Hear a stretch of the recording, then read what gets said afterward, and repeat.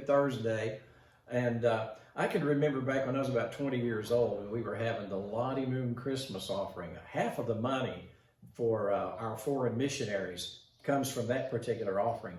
And so we were having a little fun with it. We had a board that had a bunch of holes in it and had Christmas lights sticking through the holes, and it had Joy to the World, and each light was under a particular note of Joy to the World. And however much money we had brought in, that's how many lights we would light up. Each light represented a certain amount of money. And it was long about week number 3 in December, and we were having a lot of fun, you know. We would sing until we were out of lit up lights, and then somebody would always make the mistake and sing a little farther, and we'd have a big ha ha ha. And it was really an effective way of raising money. But then one Sunday night, a guy got up and he said, "I'm getting tired of this." And he walked up to the front and he screwed in all the light bulbs. You know, his way of saying, "I'm paying for the rest of this Lottie Moon offering." Then he turned around and he gave everybody a lecture about how they ought to give. And you know, a lot of people made a serious decision that night. And that decision was this: I don't like that guy. I don't want anything to do with that guy anymore. For one thing, he was loaded. He could have lit up every Christmas light and it had been no sacrifice on his part whatsoever. It was nothing more than showing off, making a show of his giving. And Jesus said in the Sermon on the Mount, Matthew 6, verses 1 through 4, "Beware of practicing your righteousness before men to be noticed by them. Otherwise you have no reward of your Father who's in heaven. So when you give to the poor, don't sound the trumpet before you like the hypocrites in the synagogues do and in the streets, so that they may be honored by men. Truly I say, they have their reward.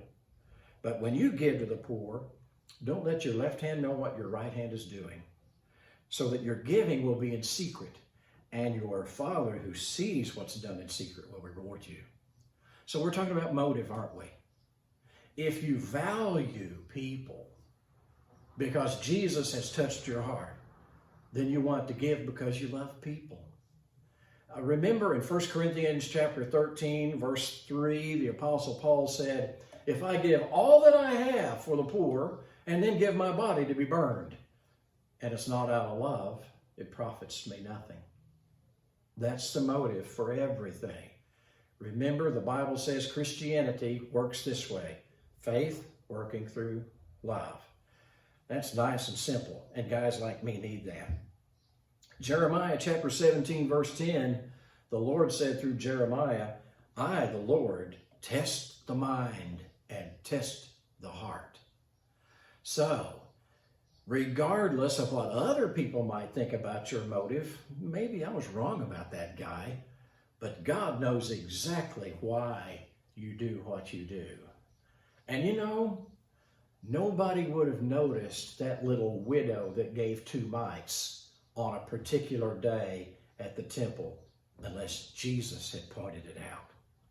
He saw the motive in that lady's heart, and he praised her for it.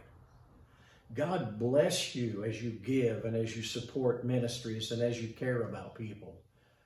And God reward you and bless you even more if you do it simply because you care. God bless you. I'm done.